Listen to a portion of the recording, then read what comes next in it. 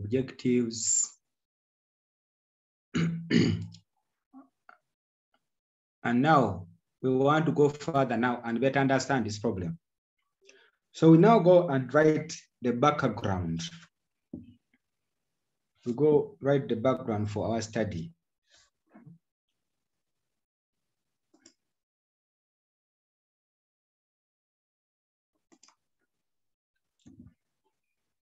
So the background now provides the reader with an understanding of the topic.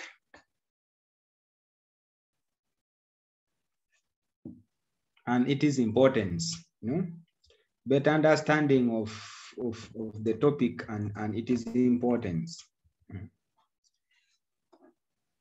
Say, when you talk about prevalence of malaria, what exactly do you mean? So you have to demonstrate that you understand what malaria is, you understand what you mean by prevalence, you understand what you mean by the associated factors.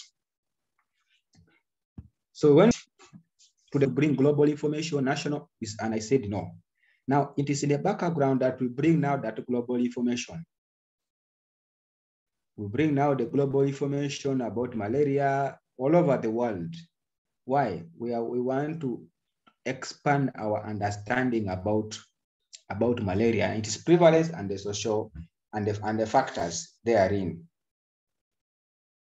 So we want to understand the main aspects of the study. So this is what we do. In this inverted cone, we begin by giving a general overview of the problem of prevalence globally. So what is the global status of the prevalence of malaria globally? Then we come to sub-Saharan Africa. And then from Africa, we come to Uganda. From Uganda, okay, from Africa, we come to East Africa. Then from East Africa, we come to Uganda.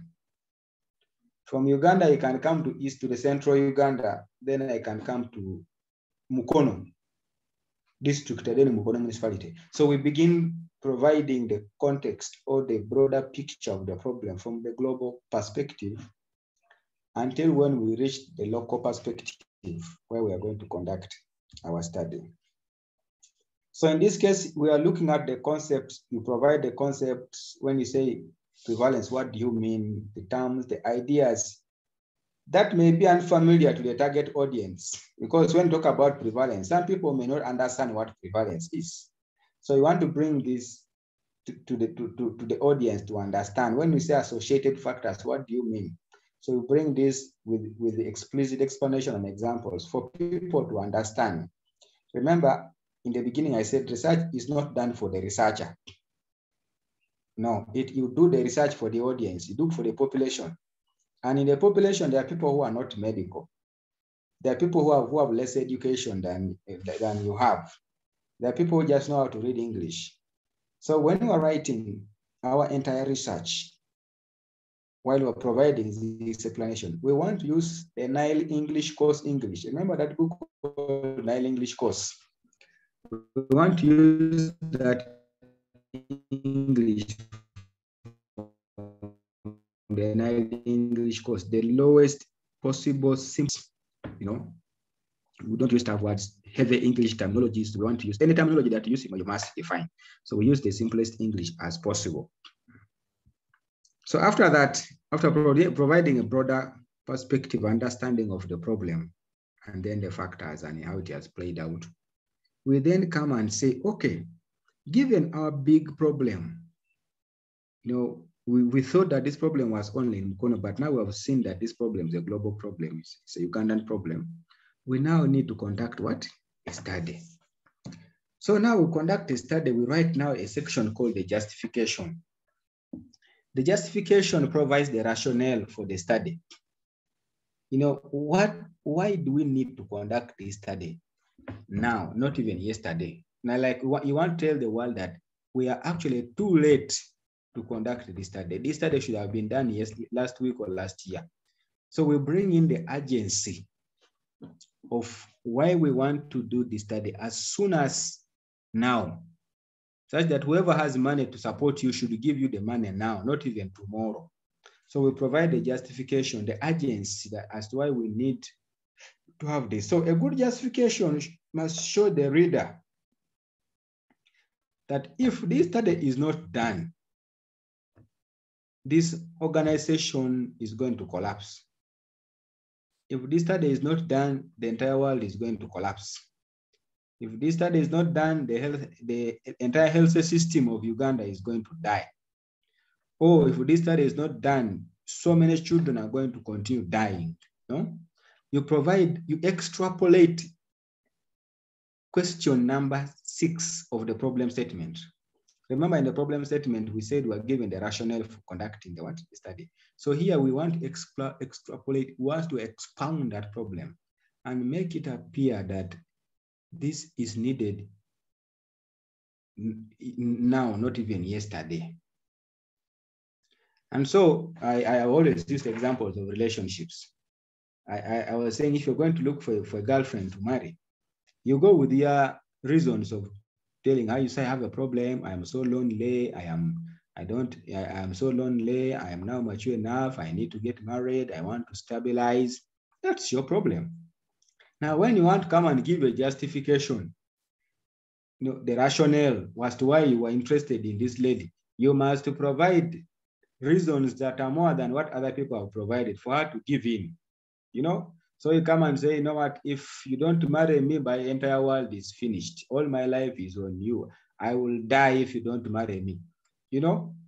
And then she'll be like, oh, if people's son dies because of me, let me marry this guy. So you give her the reasons that are strong enough for her to say, okay, let me now accept to settle this man. Perhaps what he's saying is actually what? Is actually true. So you provide the urgency and make her know that you'd have married her yesterday, even today you are too late to get her.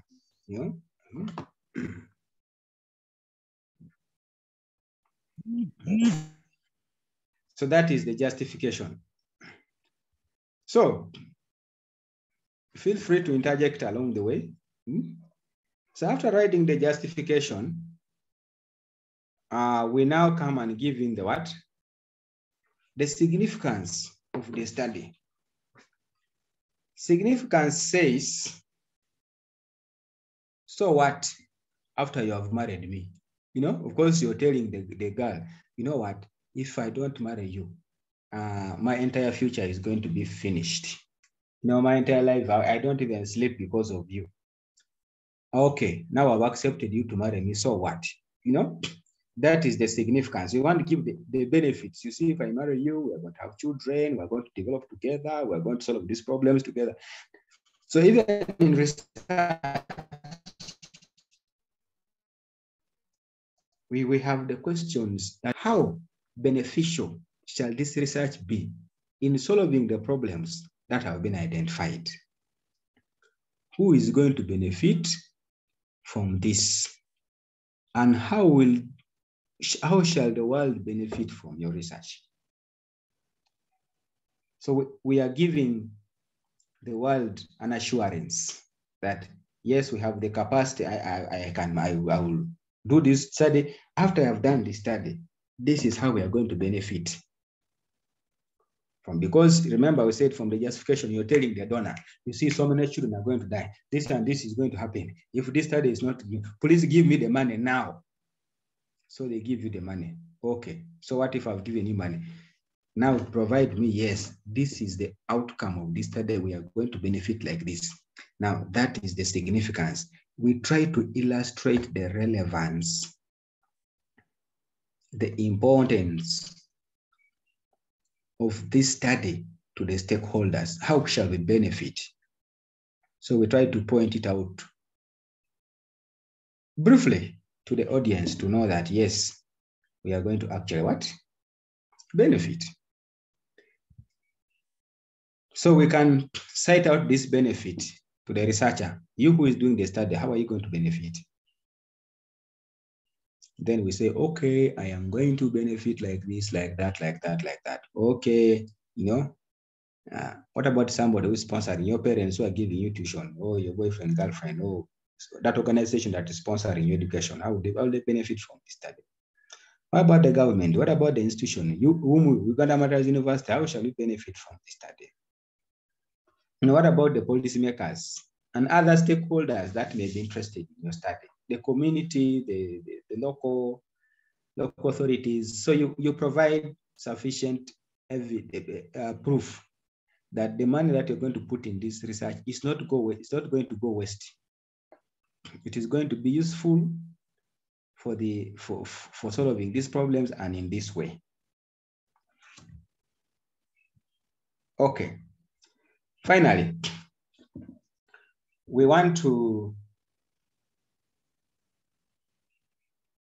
narrow our study. Remember, we said that we're looking at this when you're conducting research, your resources are limited. Your level of knowledge is limited, your competence is limited. Even the time that you have is limited. And when we talk about the problem of malaria, it is not only found in Mukono, where you're going to do the study. It's also found in Arua and Kabale and other parts of the world. So now when we're going to do the study, you must provide the scope of the study, the boundaries, and say for me, in my study, I know that the problem of malaria is a general national problem, but I am not going to go to the entire world or to the entire country. So you provide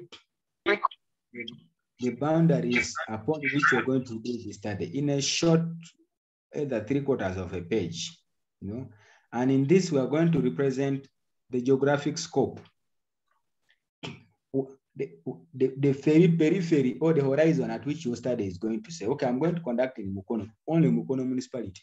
I may not even go to the entire Mukono municipality. I might only go to the hospital. So you must show the geographic area to be covered, such that if I conducted my study in Mukono, let's say in Mukono, there are different areas. There's one village called Nasuti. So I might want to go to Nasuti only in Mukono. So if I conducted my study in Mukono and I went to Nasuti and I got that the prevalence was 10%, another person is going to do the same study in Seta and he finds that the prevalence was 20%. Who is wrong and who is right? So my findings will be right, even the other persons will be right, depending on the geographic area.